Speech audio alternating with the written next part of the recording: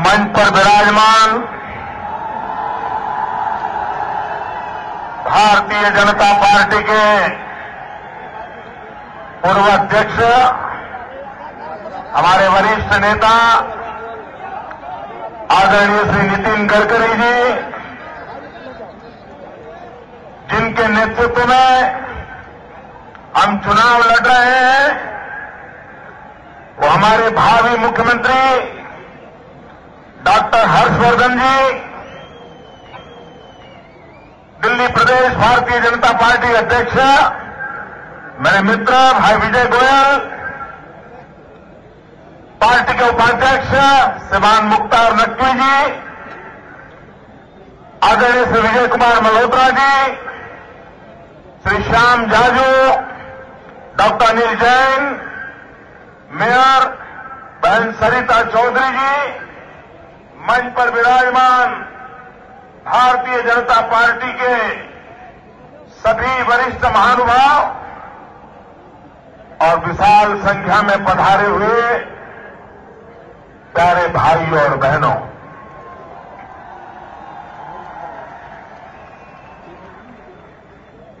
ऐसा लगता है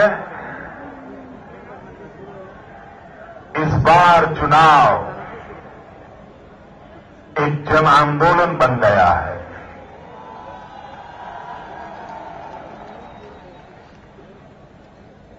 छत्तीसगढ़ के आदिवासियों के बीच जाओ,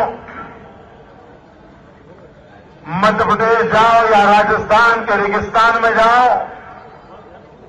या दिल्ली के भिन्न भिन्न इलाकों में जाओ, इस चुनाव में नजर आया है कि चुनाव न उम्मीदवार लड़ रहे हैं, न पार्टियां लड़ रही हैं, चुनाव जनता जनार्दन लड़ रही है।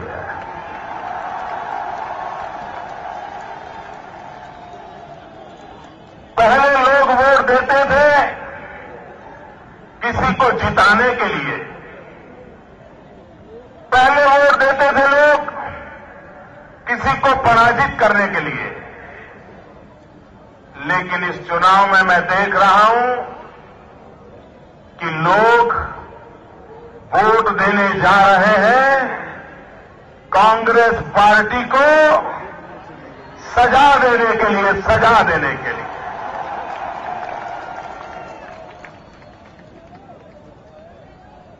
भाइयों बहनों,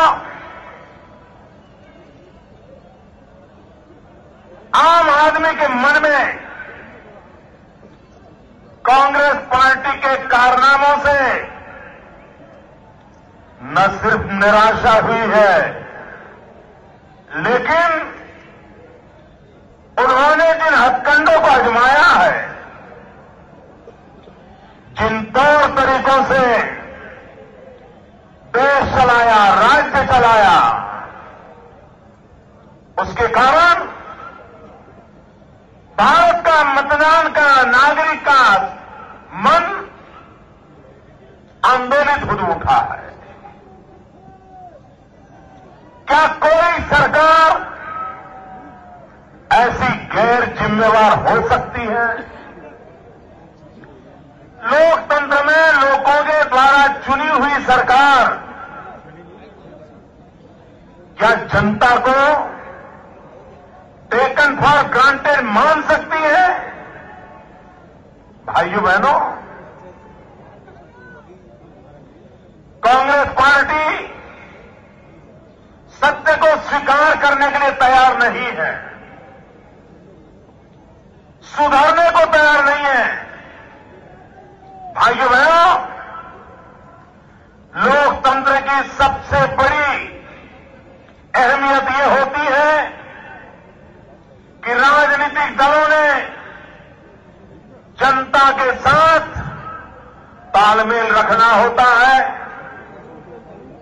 संवेदनशील होना पड़ता है, और अगर कुछ गलतियां होती हैं तो उसे बार बार ठीक करते रहना पड़ता है और जनता की सेवा में प्रस्तुत होना पड़ता है। लेकिन कांग्रेस पार्टी के 7वें आसमान पर पहुंच गई है। कांग्रेस पार्टी को लगता है कि जनता उनकी जेब में है, वो जनता के साथ जो चाहे वो खेल कर सकते हैं, खिलवाड़ भी कर सकते हैं। और इसलिए भाइयों बहनों, जब तक हम कांग्रेस पार्टी के कारनामों को नहीं समझेंगे, तब तक हमें हमारी दुर्दशा का कारण समझ नहीं आएगा। सवाल कांग्रेस की एक सरकार, ये सरकार, वो सरकार, फलानी सरकार, ढिकली सरकार, राज्य की सरकार, दिल्ली की सरकार, वो मुद्दा नहीं है। कांग्रेस का चरित्र, कांग्रेस की वृत्ति, कांग्रेस की प्रवृत्ति, कांग्रेस के इरादे, ये सारी बातें अगर हम समझें तो हमें ध्यान आएगा कि इस देश का संकट क्यों है। भाइयों बहनों, कांग्रेस पार्टी एक डिवीजिव पॉलिटिक्स को बढ़ावा देने वाली पार्टी है। कांग्रेस पार्टी का एकता में विश्वास नहीं है। देश के 125 करोड़ नागरिक मिलजुल करके जिंदगी गुजारे, एक कांग्रेस को मंजूर नहीं है। और इसलिए भाइयों बहनों, कांग्रेस की हर हरकत तोड़ो और राज करो, बांटो और राज करो, यही उनका कारनामा रहा है। और भाइयों बहनों, कांग्रेस जनता की आंख में धूल डालने में माहिर है। आप मुझे कहिए, दिल्ली को पानी की इतनी बड़ी समस्या है ना? पानी की समस्या है ना? यहां ग्राउंड में पानी पहुंचाता कि नहीं पहुंचाता, मैं नहीं कह रहा हूं। दिल्ली में पानी है कि नहीं है? भाइयों बहनों, हरियाणा सरकार की जिम्मेवारी है कि दिल्ली को पानी दे। हरियाणा में कांग्रेस की सरकार, दिल्ली में कांग्रेस की सरकार, केंद्र में कांग्रेस की सरकार, लेकिन उसके बावजूद भी आपकी पानी की समस्या को वो सुलझा नहीं पा रहे हैं। भाइयों बहनों, कैसे काम होता है? गुजरात में नर्मदा का पानी, गुजरात के लिए नर्मदा का पानी सब कुछ है, लेकिन राजस्थान को पानी देना था।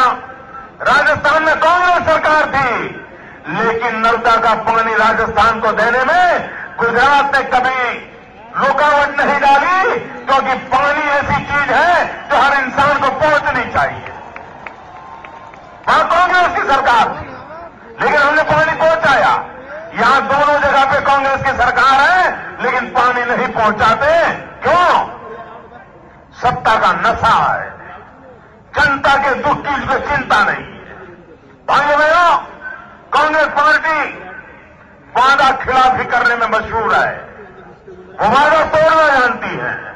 आप मुझे बताइए, कांग्रेस पार्टी ने 100 दिन में महंगाई कम करने का वादा किया था।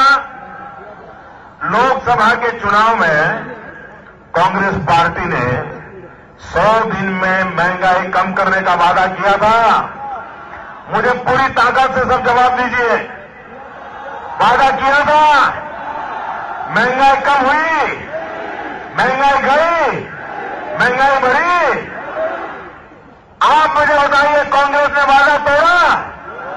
आप कांग्रेस से नाता तोड़ोगे? भाइयों बहनों, जो पार्टी वादा खिलाफी करती है, वादा तोड़ती है, उस पार्टी से नाता तोड़ने का वक्त आ गया है। आप मुझे कहिए, आज आपको अनऑथोराइज्ड कॉलोनी में रहने के लिए मजबूर क्यों होना पड़ा? आज दिल्ली में रोजी रोटी कमाने के लिए आने वाले व्यक्ति को झुग्गी झोपड़ी में जिंदगी बसर क्यों करनी पड़ रही है? भाइयों बहनों, अगर देश आजाद होने के बाद इन्होंने हिंदुस्तान के गांवों का विकास किया होता, गांव में लोगों को रोजी रोटी मिली होती, तो किसी को अपने मां बाप छोड़ करके दिल्ली की झुग्गी झोपड़ी में आकर के रहने की नौबत नहीं आती। पहले उन्होंने गांवों को तबाह किया, आपको घर छोड़ने के लिए मजबूर किया, बूढ़े मां बाप को छोड़ने के लिए मजबूर किया, खेत खलिहान यार दोस्त सब कुछ छोड़ करके 2 टाइम भोजन के लिए, मां बाप का पेट भरने के लिए आप दिल्ली की गलियों में रोजी रोटी कमाने के लिए आए। अगर उन्होंने वहां कुछ भी सुविधाएं दी होती तो इन नौजवान को अपने मां बाप को छोड़ करके नहीं आना पड़ता। और यहां आए तो न रहने को घर, न पीने को पानी, रैन बसेरा तक उपलब्ध नहीं। और अगर कोई कहीं अपनी जगह बना ले तो आए दिन हफ्ता लेने वाले लोग पहुंच जाए, 50 रुपया 100 रुपया उठा जाए। यही जिंदगी गुजारनी पड़ती है ना। भाइयों बहनों, इसके खिलाफ आवाज उठाने का एक वक्त आ गया है। भाइयों बहनों, एक कांग्रेस पार्टी भ्रष्टाचार में इतनी लिप्त है और भ्रष्टाचार की उनको ऐसी आदत हो गई है कि उनको भ्रष्टाचार अब बुरा लगता ही नहीं है।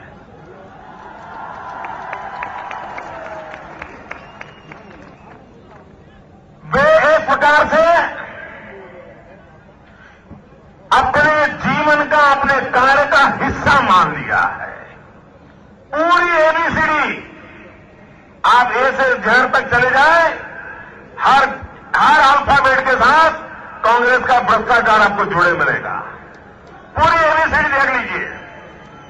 देखिए, ए फॉर आदर्श घोटाला, बी फॉर बोफोर्स घोटाला, सी फॉर कोयला घोटाला, और डी में बताना नहीं चाहता हूं, आप जानते हैं कौन है यहां। भाइयों बहनों, सेना के जवानों के विधवाओं के लिए जो मकान बने, ये मकान भी कांग्रेस के लोग अपनी सास के नाम कर लिए, अपनी सास के नाम कर लिए। मुख्यमंत्री अपनी सास के नाम करगिल की विधवा का मकान करवा ले, इससे बड़ा पाप क्या हो सकता है। भाइयों बहनों, जो कांग्रेस पार्टी करगिल के वीर शहीदों की विधवाओं के मकान अपने नाम पर कर सकती है, अपने यार दोस्तों और रिश्तेदारों का मकान बांट देती है, क्या वो कांग्रेस आपकी अनऑथर कॉलोनीज को निकाल करके कोई मकान दे पाएगी? आपको झुग्गी झोपड़ी से बाहर निकाल के मकान दे पाएगी? अरे मकान का नाम भी लेगी तो अपने परिवार के नाम पर कर देगी और पैसा आपका चला जाएगा। कुछ लोग आदतन बुरा करने की आदत वाले होते हैं। कुछ लोगों का स्वभाव रहता है कि एक ही प्रकार से हर चीज करते रहते, उसमें सुधार नहीं करते। कांग्रेस वाले भी आपके यहां पिछले चुनाव में राजीव रतन योजना लेके आए, ठीक है, और उन्होंने लोगों को मकान देने का वादा किया था। आपसे फॉर्म भरवाए थे, हजारों की तादाद में लोगों ने मकान बनेगा इस आशा में फॉर्म भर दिए और लोगों ने वोट भी दे दिए, उनकी सरकार भी बन गई। कोई है पूरे दिल्ली में एक इंसान जिसको इस योजना से मकान मिला हो? भाई जरा जवाब दो, मकान मिला है किसी को? किसी को मकान मिला है? किसी को मकान मिला है? अब देखिए कांग्रेस की कमाल। भाई दिल्ली वाले लोग, आपको जैसे जीना है जियो, आपकी मर्जी पड़े वैसे काम करो, लेकिन कुछ बात ऐसी है जो गुजरात वालों से सीखो। सीखोगे? सीखोगे? मैं बताता हूं आज। ये जिस प्रकार से इन्होंने आपके यहां फॉर्म बांटे थे, उसी प्रकार से बिल्कुल डिक्टो टू डिक्टो जैसे दिल्ली के लोगों से उन्होंने चीटिंग किया, वैसा ही गुजरात के 2012 दिसंबर के चुनाव में फॉर्म बांटे, मकान का मॉडल खड़ा कर दिया उन्होंने तो। और मैडम सोनिया जी ने आकर के रिबन भी काटी, सारे मीडिया वालों ने तस्वीर भी दिखा दी। हर दिन चलता था, ऐसा मकान मिलेगा, ऐसा कमरा होगा, ऐसा बाथरूम होगा, ऐसा किचन होगा, क्या क्या दिखाते थे साहब। पूरा स्वर्ग ने जमीन को उतार के रख दिया था उन्होंने, और लोगों से फॉर्म भरा रहे थे, और ऐसी हवा बना दी थी कि अब गुजरात में अगर कांग्रेस की सरकार आएगी, हर एक को अपना नया घर मिल जाएगा।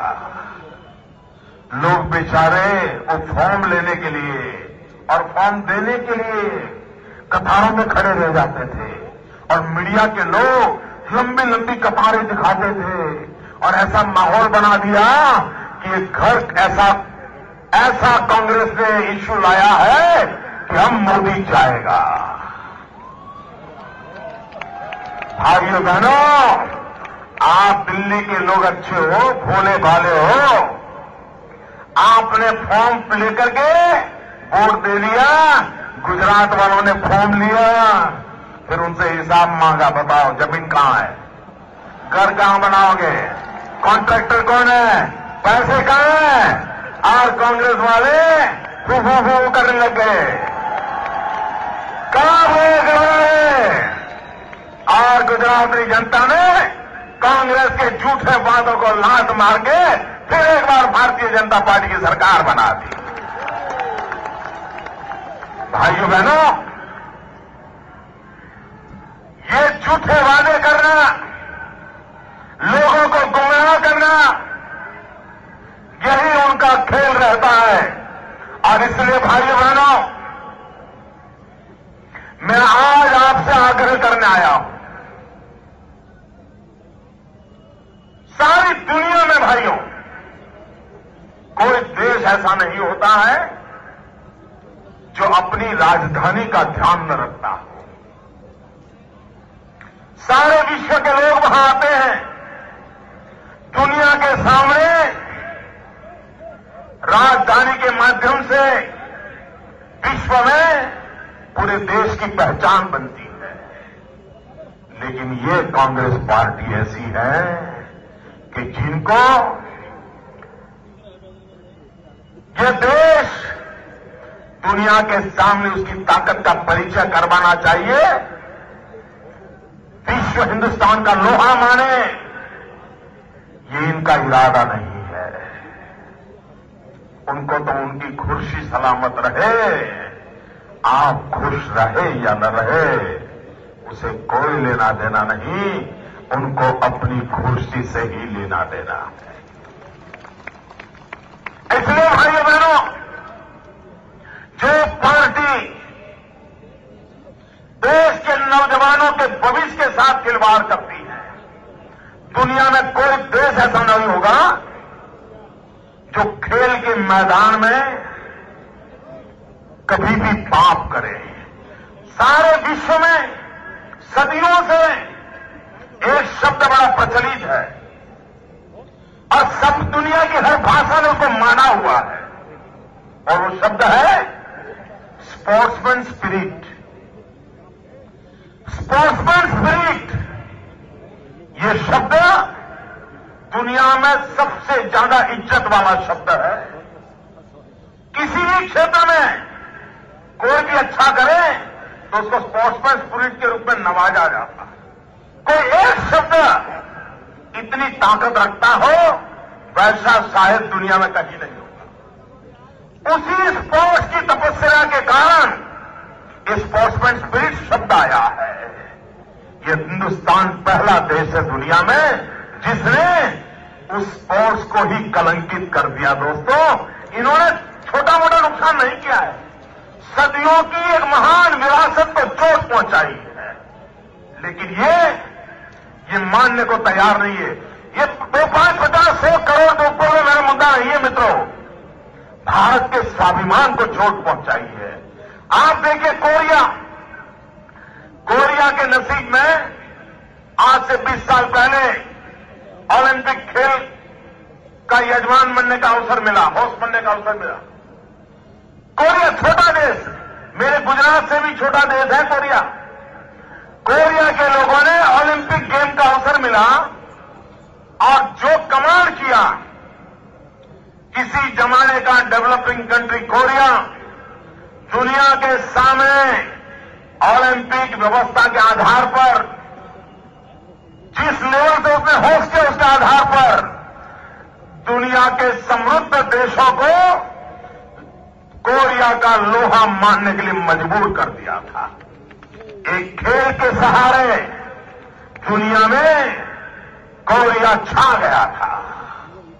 गुजरात से भी छोटा देश, इतना बड़ा हिंदुस्तान, और ओलंपिक गेम नहीं था, सिर्फ कॉमनवेल्थ गेम का छोटा सा अवसर था। इस अवसर से न सिर्फ दिल्ली, पूरे हिंदुस्तान की दुनिया में हम छवि पैदा कर सकते थे। लेकिन कांग्रेस पार्टी को रुपयों पैसों से आगे कुछ दिखता नहीं है। भाइयों बहनों, राजीव गांधी कहा करते थे कि दिल्ली से 1 रुपया निकलता है, गरीब के घर जाते जाते 15 पैसा हो जाता है। जिस समय राजीव गांधी ने कहा था, उस समय भारतीय जनता पार्टी कहीं नहीं थी। पंचायत से पार्लियामेंट तक सिर्फ कांग्रेस पार्टी का राज था। नगर पालिका, महानगर पालिका, विधानसभा, पार्लियामेंट, चारों तरफ कांग्रेस ही कांग्रेस छा गई थी। और उस समय जबकि हर जगह में कांग्रेस का राज था, तब राजीव गांधी ने कहा था दिल्ली से 1 रुपया निकलता है, गरीब के घर जाते जाते 15 पैसा हो जाता है। भाइयों बहनों, ये कांग्रेस को भ्रष्टाचार का रोग आज से नहीं है, राजीव गांधी भी कह करके गए हैं। और इतना नहीं है, देश जानना चाहता है ये कौन सा पंजा था जो रुपये को घिस घिस करके 15 पैसा कर देता था।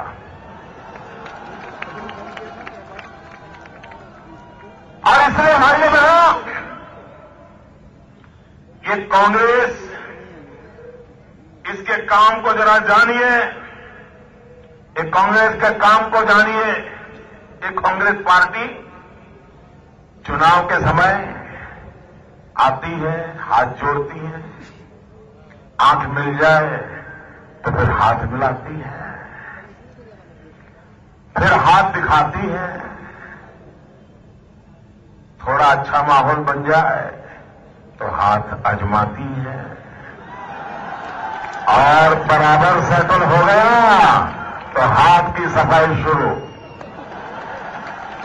और भाइयों बहनों, ये कांग्रेस की कमाल देखो, दिखाते हैं एक हाथ, लूटते हैं दोनों हाथों से। भाइयों बहनों, भ्रष्टाचार इस देश के लिए सबसे बड़ी समस्या है। भ्रष्टाचार इस देश के लिए बहुत बड़ी समस्या है। जयप्रकाश नारायण जी ने भ्रष्टाचार के खिलाफ आवाज उठाई थी, लेकिन हमारा दुर्भाग्य रहा को लंबे समय तक जीवित नहीं रहे और एक वैक्यूम पैदा हुआ। भ्रष्टाचार फूलता फैलता रहा, एक नई आशा की किरण जन्मी। अन्ना हजारे जी इस उम्र में उन्होंने अपना जीवन दांव पे लगा दिया। भ्रष्टाचार के खिलाफ लड़ने के लिए एक पवित्र इंसान ने अपना जीवन दांव पे लगा दिया। देश के हर नौजवान को अन्ना हजारे जी में एक आशा बन गई कि काश अब अन्ना जी आए हैं, देश को भ्रष्टाचार से मुक्ति दिलाएंगे। देश उनके साथ खड़ा होने लग गया। लेकिन वो हवा देख करके, अन्ना की पवित्रता के कारण जो भीड़ हो रही थी उसको देख करके कुछ लोगों के दिल में राजनीतिक महत्वाकांक्षाएं पैदा हो गई। निजी राजनीतिक महत्वाकांक्षाओं के खातिर, निजी स्वार्थ के खातिर अन्ना हजारे जी के इतने बड़े महान कार्य को, इतने बड़े महान आंदोलन को, इसकी पीठ पे इन लोगों ने छुरा भोंक दिया। उनके बगल में बैठ करके उनकी दरी नीचे से खींच लेने का प्रयास किया।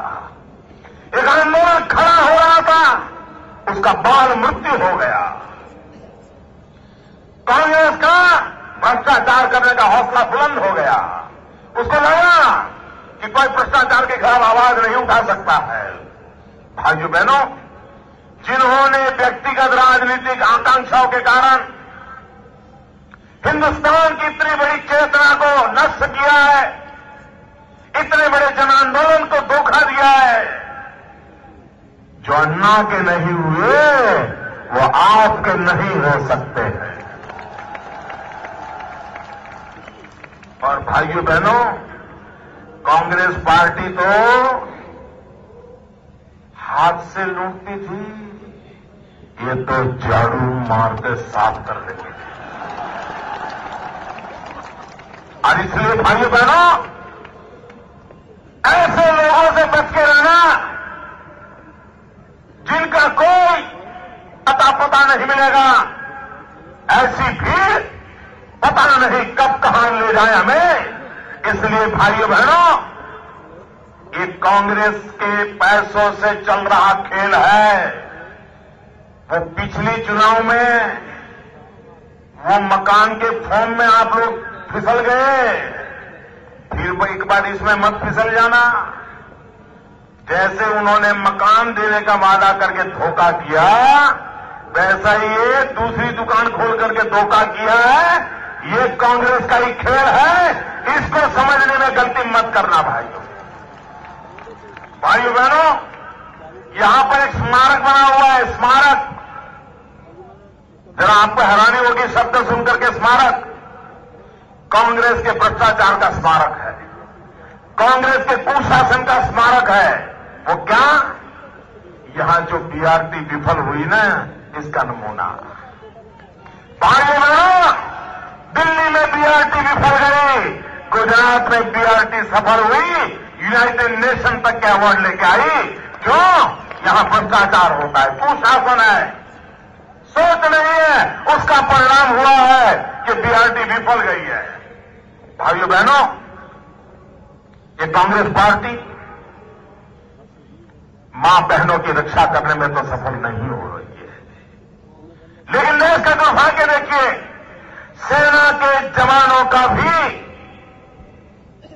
सुरक्षा करने का सामर्थ्य दिल्ली की सरकार में नहीं है। डॉक्टर मनमोहन सिंह जी, ये देश आपसे जवाब मांग रहा है। वो विधवा चीख चीख करके पूछ रही है कि उसके पति का सर काट करके ले गए पाकिस्तान के लोग, जरा दिल्ली की सरकार जवाब दे।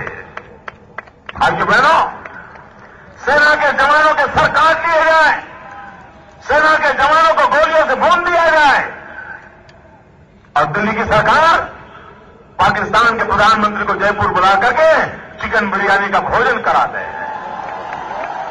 और ये कहे कि तो हमारा प्रोटोकॉल है। क्या सर काटना भी प्रोटोकॉल होता है क्या? क्या हमारे नौजवान, हमारे सेना के जवानों को आकर के गोलियों से भून दे रहे प्रोटोकॉल होता है क्या?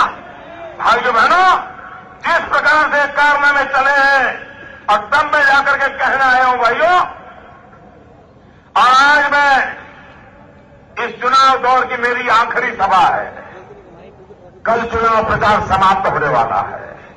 मैं अंबेडकर नगर की धरती से और बाबा साहब अंबेडकर का स्मरण कर करके जब कह रहा हूं तब उस महापुरुष को वंदन करते हुए मैं कहना चाहता हूं, मैं पूरे दिल्ली वासियों से कहना चाहता हूं, बस्तर में जहां माओवादियों ने लोकतंत्र को ललकारा था, कर्फ्यू घोषित किया था, वोट करने का बहिष्कार किया था, लेकिन वहां के मेरे जंगलों में रहने आदिवासियों ने माओवादियों की बंदूक की नोक के नीचे बिना डरे बिना हचके 75% वोटिंग किया था। भाइयों, एक बार ताली बजा करके उनको सलाम करो।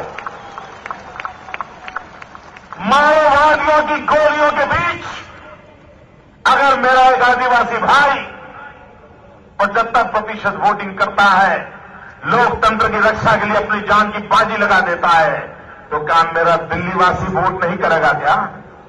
मैं दिल्ली वासियों से प्रार्थना करता हूं, मैं पूरी दिल्ली को प्रार्थना करता हूं कि लोकतंत्र का मंदिर, उसकी पूजा करने का अवसर होता है मतदान, उसका मौका न छोड़े। और मैं दिल्ली वासियों से एक अर्ज करना चाहता हूं, आप जब वोट करने जाएं, कुछ बातें सुबह स्मरण करके जाएं। आप जब वोट करने जाएं, तब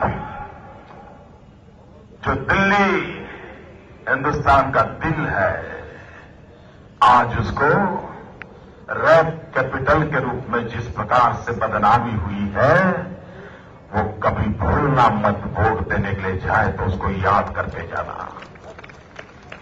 आप जब वोट करने जाएं, तब पल भर के लिए उस निर्भया को याद करना, जिसके कारण आपको दिल्ली की हर बहन बेटी याद आएगी, और तब जाकर के कमल के निशान पर वोट दबाना। आप जब वोट करने जाएं, तब उस गुड़िया को याद करना। आपको छोटी छोटी बच्चियां नजर आएगी, छोटे छोटे बच्चे नजर आएंगे, आपके अगल बगल, उनकी सुरक्षा के लिए, उनके भविष्य के लिए उनको स्मरण करके जाइए, उस गुड़िया को स्मरण करके जाइए, कमल के निशान पर बटन दबाइए, और गारंटी लीजिए हमारी किसी गुड़िया पर कभी कुछ होगा नहीं। इस विश्वास को लेकर के जाइए। जब आप 4 तारीख को वोट करने जाएं, तो स्मरण कीजिए उस इंडिया गेट का। ठंड के दिन थे, नौजवान रात रात बिना स्वार्थ के बहन बेटी की इज्जत के लिए जूझ रहे थे। तब ये दिल्ली की सरकार ठंडे पानी की बौछारें उड़ा रही थी। वो थर थर कांप रहे नौजवानों को याद करना और कमल के निशान पर बटन दबाना दोस्तों, और कमल के निशान पर बटन दबाना। भाइयों बहनों, जब आप 4 तारीख को वोट करने जाएं, तब याद रखना कि रामलीला मैदान में भारत जो कि एक लोकतांत्रिक देश है, बाबा रामदेव का कार्यक्रम चल रहा था। आधी रात को जाकर के निर्दोष लोगों पर पुलिस ने जो जुल्म किया था, लोगों को मारने की कोशिश की गई थी, उस बाबा रामदेव पर हुए जुल्म को याद करना। रामलीला मैदान को आधी रात को हुआ जुल्म, जो कभी अंग्रेज भी नहीं करते थे, जलियांवाला बाग भी उस प्रकार से नहीं हुआ था, उसको याद करके कमल के निशान पर वोट देना।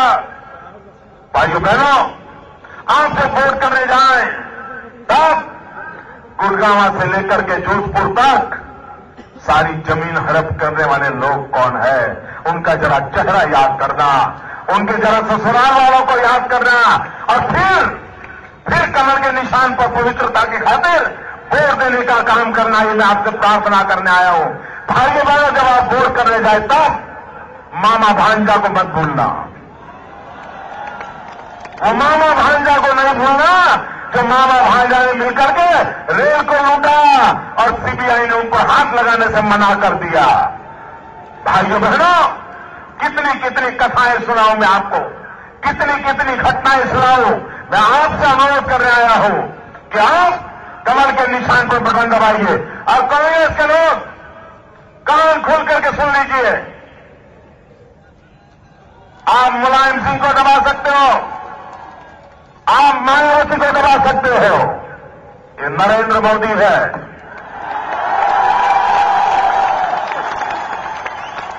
ये सरदार पटेल की भूमि से आता है। और कांग्रेस के लोग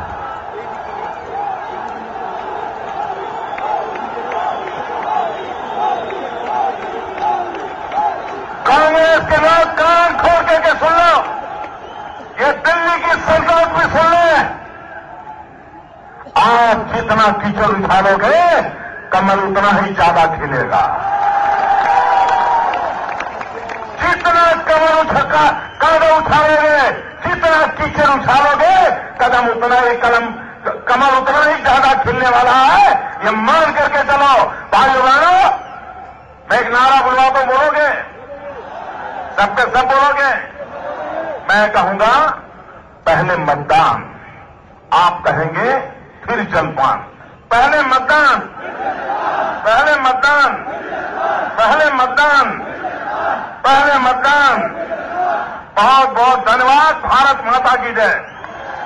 दो मुट्ठी बांध करके ताकत से बोलिए, भारत माता की, भारत माता की, भारत माता की। वंदे वंदे वंदे वंदे वंदे वंदे वंदे वंदे वंदे।